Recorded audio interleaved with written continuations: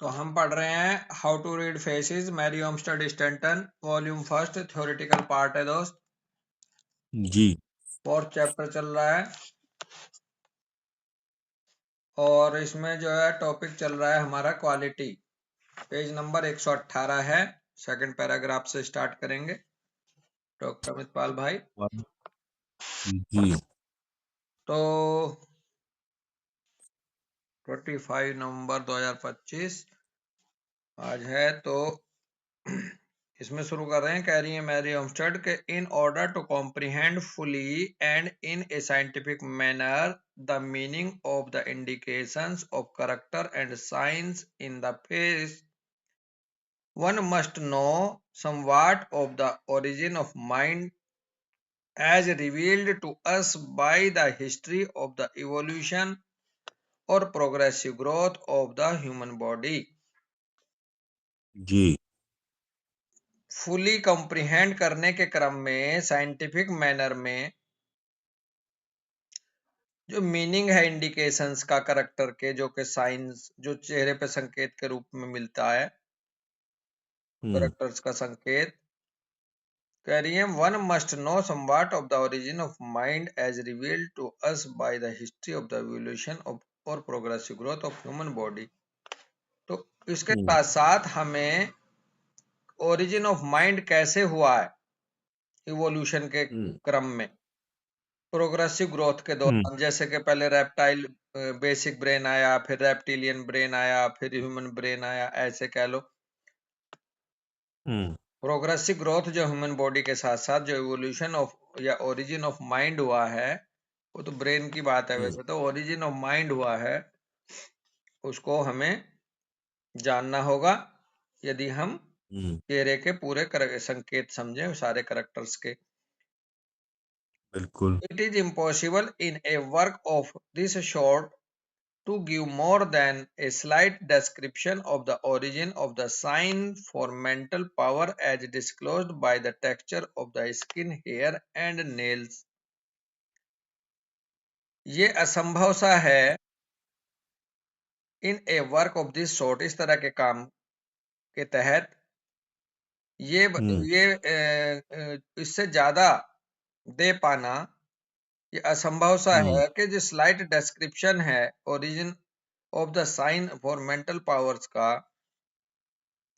As disclose by the texture of the skin, hair and nails, यानी कि जो skin, hair और nails के द्वारा, टेक्सचर के द्वारा जो डिस्क्लोज होता है मेंटल पावर, इस तरह के एकदम काम, इस तरह in this sort of work जो है वो इससे ज्यादा दे पाना असंभव सा है। yet slight as this must necessarily be, it is just to my readers and to the system which I bring forward that a scientific basis should be shown for every sign, and most especially for one so important as is the sign for deciding the mental power of all created beings।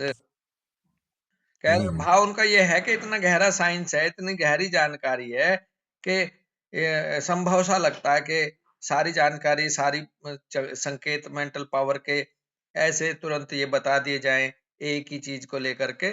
फिर भी कह रहे हैं yet slight as this must necessarily be, फिर भी आवश्यक हो जाता है।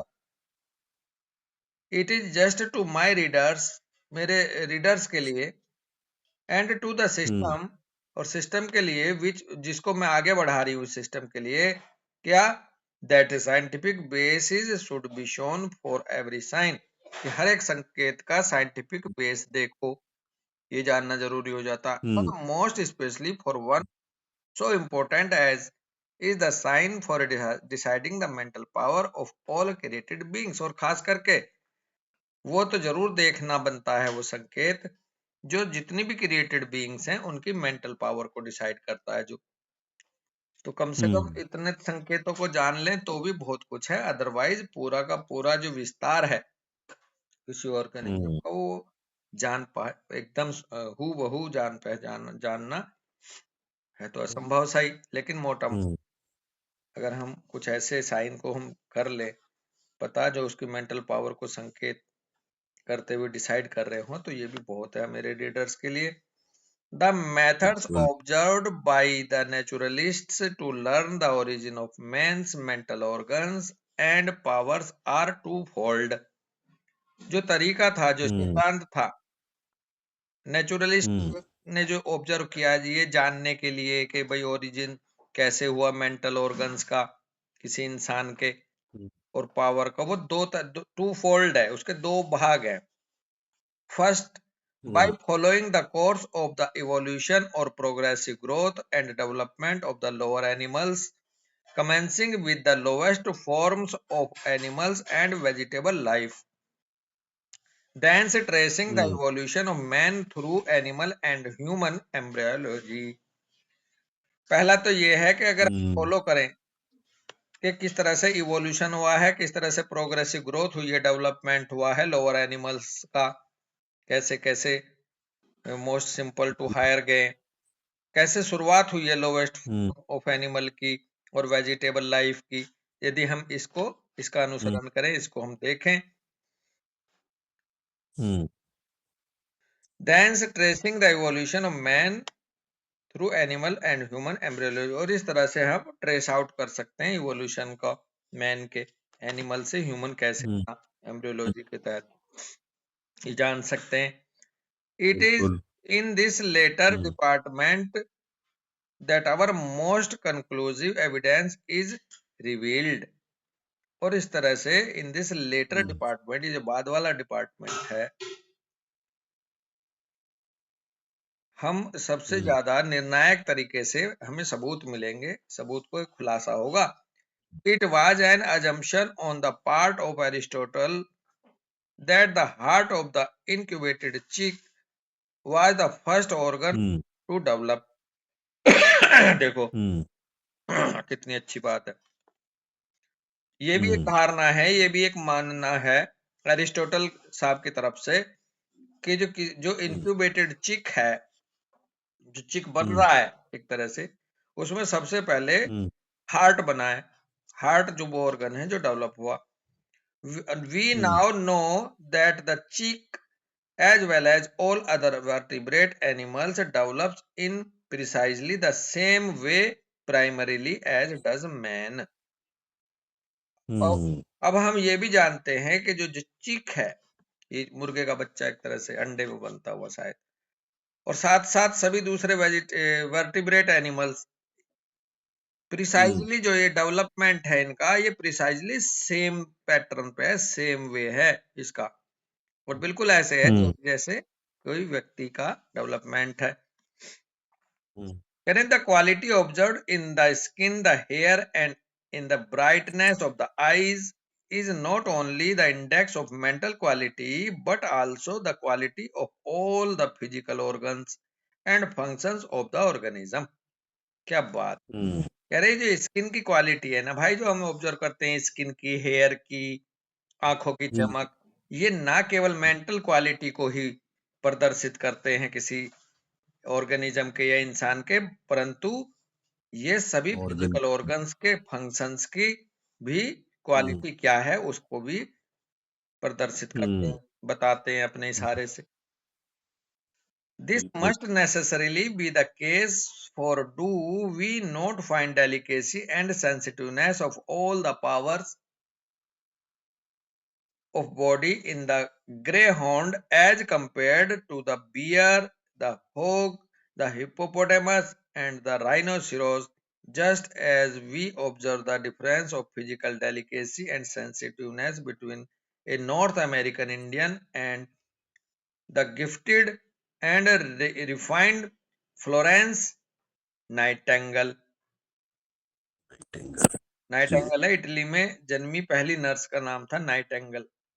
इटली शहर, अच्छा। फ्लोरेंस है इटली का एक शहर, इसको हम जान ले हुँ, पहले। कह रहे हैं हुँ, this must necessarily be the case, for we do not find delicacy and sensitiveness of all the powers of the body in greyhound।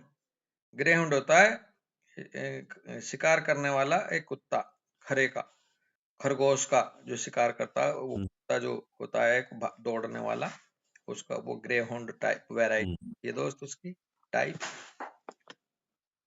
तो कह रहे हैं कि ये डेलिकेसी और sensitiveness of all the powers of body जो grey होंड की है वो हम नहीं हुँ, ढूंढ सकते एक तरह से, as compare the bear, the hog, the hippopotamus.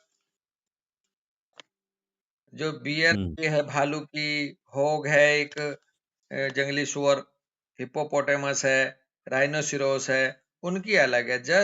और इसकी ग्रेहोंड की अलग है एक तरह से। वो सेंसिटिविटी उनमें नहीं मिलेगी जो इसमें है, फुर्तीला होता है। हुँ, Just as we observe the difference of physical delicacy and sensitiveness between North American Indian and the gifted and refined Florence Nightingale, और इसी तरह से हुँ, हम हुँ, डिफरेंस जो है वो ऑब्जर्व कर सकते हैं फिजिकल डेलिकेसी को लेकर के, सेंसिटिवनेस हुँ, को लेकर के नॉर्थ अमेरिकन इंडियंस के बीच में, और the gifted and refined Florence Nightingale और इटली शहर की जो नर्स वगैरह थी उसकी डेलिकेसी और हुँ, सेंसिटिविटी को, यानी कि वो ज्यादा सेंसिटिव और डेलिकेट रही होगी in comparison to North American Indians के। तो इस तरह से बिल्कुल, इंसानों में भी सेंसिटिवनेस और पावर ऑफ मेंटल जो है वो हम अंतर पा सकते हैं दोस्त। आगे करें, लिवेटर बिल्कुल। Understood the value of the texture of the skin and hair as an exponent of character, for he remarks, bracket में कोटिंग फ्रॉम गैलन, गैलन साहब ने कोट करा कि आपके इस जो लिवेटर साहब थे उन्होंने किस तरह से टेक्सचर ऑफ स्किन को लेकर के, हेयर्स को लेकर के व्याख्या की है करेक्टर्स की। एक्सपोनेंट का मतलब है व्याख्या कर रही या कहा है। उन्होंने कहा, जो हुँ, कि गैलन साहब ने कोट करी है, कह रहे हैं to discover whether the quality of the brain corresponds with the flesh we must examine the hair. अगर हमें क्वालिटी ऑफ हुँ, ब्रेन को डिस्कवर करना है तो हमें इसको, उसका जो फ्लैश है, कोरस्पॉन्ड्स विद द फ्लैश, किसी फ्लैश मतलब बॉडी के रिलेशन में, तो हमें उसके हेयर्स को एग्जामिन करना चाहिए अगर हम क्वालिटी ऑफ ब्रेन देखना चाहते हैं। When the hair is hmm, of the first quality, and we would further distinguish whether it betokens goodness of understanding or imagination, we must pay attention to the laugh. Betokens का हुँ, मतलब है जताना, सूचना देना एक तरह से। हुँ, अरे जब हम देखते हैं कि हेयर जो है वो फर्स्ट क्वालिटी है, the first quality, and we would further distinguish whether it betokens goodness of understanding or imagination, और जब हम ये देखते हैं कि ये एक सूचना देने वाला होता है हेयर्स, अंडरस्टैंडिंग को लेकर के, उसकी अच्छाई को लेकर के, इमेजिनेशन को, we must pay attention to the laugh. तो फिर हुँ, करें, we must pay attention to the laugh. Laugh मतलब एक हंसी, हंसना। Hmm, we must pay attention. तो लाफ करके क्या है, या तो ये है कि उसके इस पे हंसी आती है कि अगर हम कोई कहने लगे कि हेयर से हुँ, बता देंगे उसकी क्वालिटी क्या, तो ऐसा भाव है, या कह रहे हैं वी मस्ट सब पे कुछ होगा। अटेंशन टू द लाफ है जी। बिल्कुल, तो यहीं रुक लेते भी हैं। ध्यान देना है उसके लाफिंग पे। हाँ भैया, यहीं रोकते हैं दोस्त। राम राम भाई। ब्रावो।